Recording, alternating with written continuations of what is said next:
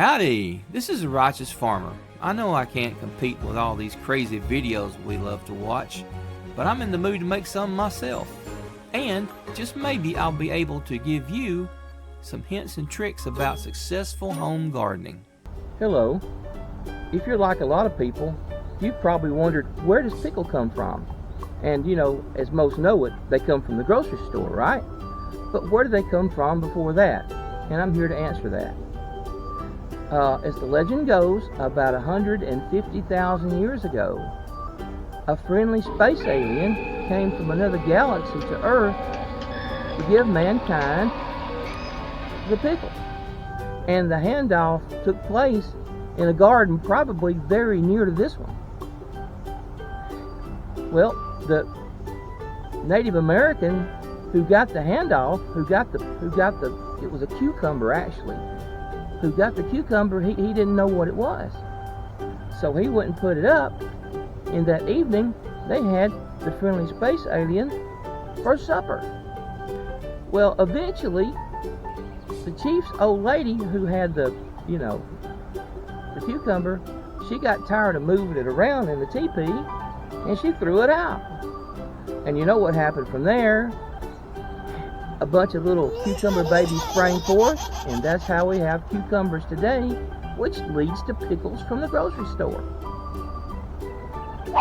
Well, as you can see, Mr. Oldtimer has no intention of making you wait until the end of the video to learn the story of the pickle. And in the meantime, while I'm here, I'd like to give a shout out to Small Group, who I understand are some of my biggest fans. Hello, Small Group. You know who you are.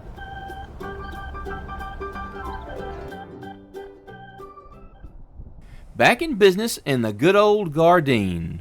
Wow. Hey, today we're going to get busy and plant us up some pickles. Also going to thin the squash and work with the tomatoes a little. Sort of a garden smorgasbord, yeah. Hey, I confess and admit that planting pickles is not the most sexiest of the garden pastimes, but no doubt, as you will reluctantly agree, it must be done. Before we can just get on with it, though, let us check the weather, especially as I remembered to take a snapshot. Today, as you can plainly see, is June the 1st, which is also known in certain Far East countries as the Year of the Pickle.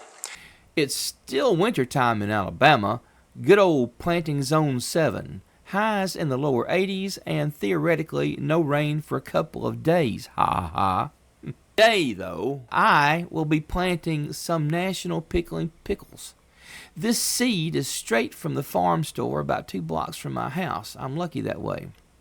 So happens that this strain has always worked well in my garden. I confess I haven't experimented too much with other brands other than Straight 8, which I adore, but it has never done too well for me.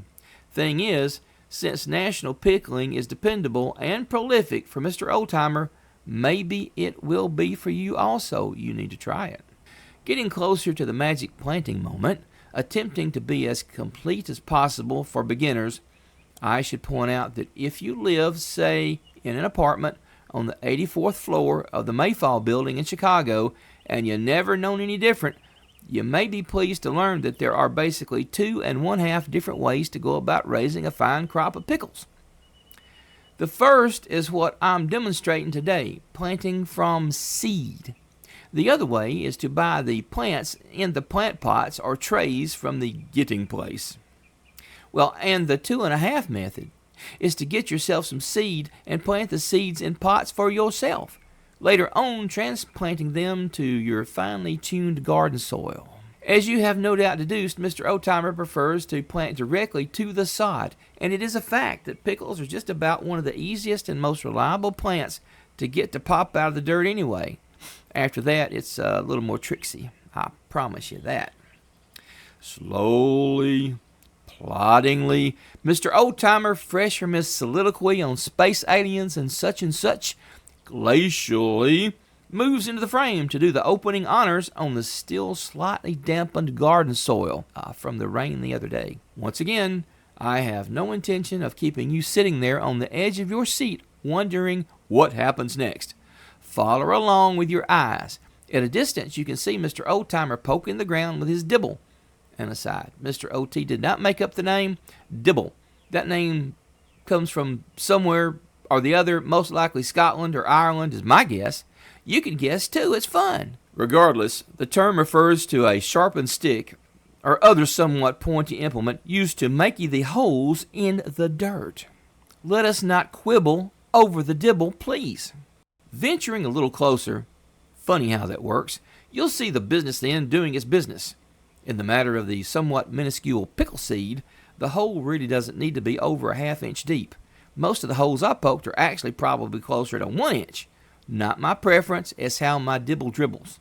Even so, you must trust me, those little pickle plants will poke up out of the soil within a week. Future hint, they did, actually.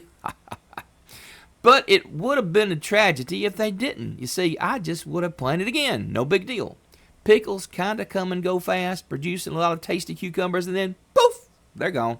After the holes are all luxuriously and copiously poked, spaced about 6 inches or so apart, I grab my trusty seed putting device, a piece of half-inch PVC pipe with a flare on the top end. You can get that at the hardware store, and expertly and precisely drop the seed ordnance down the holes, 1 per hole. I do 1 because with as many plants as I'm doing, if 1 seed fails to germinate, it's no big deal. Now, depending on your situation, your mileage may vary. I understand that some viewers have drastically shortened planting seasons and don't have time for a redo. Frankly, if I lived in zone, say, -12 in Walrus, Alaska, I'd be sure to always have a backup for the backup in the garden. Down south here, we have a bit more leeway. Even with all that, most people in my locale already have their garden sewed up, pun intended, by the 1st of May at the latest. This year of cold, rain, and wind, and rain has been more difficult than usual, to say the least. I planted everything a good bit later than usual. I had no choice. After we're done, and I just included you in this experiment. By the way, did you notice that? After we, you and me, get done fooling around with the pickles, it's time to thin the squash. Now that won't take long, but just take a moment, thankfully. When I planted, if you recall from episode something the other way, back a ways, I told you that I was going to thin. Well, I'm thinning. Luckily for me, as I despise all that bending over, the squash didn't need much thinning. But I take no back sass from vegetables, and you shouldn't either, so I thinned them anyway. You will notice in these video tutorials the fine progression of garden chores, the logicality, gracefully moving from one to the next, no wasted motion. Well, it is with this rigid planting methodology in mind that while I was messing with the squash, a leftover tomato plant was just bugging the stew out of me. It had just about outgrown its little red cup, you see, and I couldn't abide that. I always keep a couple of plants as safeties. Well, always if I got some left over anyway. And I had a couple, so it's back to the pickles to plant that last tomato. Just poke the thing right down in the ground, and I did, as you observe. In my garden, as you may have surmised, I am always keeping an eye out for the future. Here I eye the place where the corn is going, but that's still to come, and then back over to the good old tomatoes to do some training and adjusting.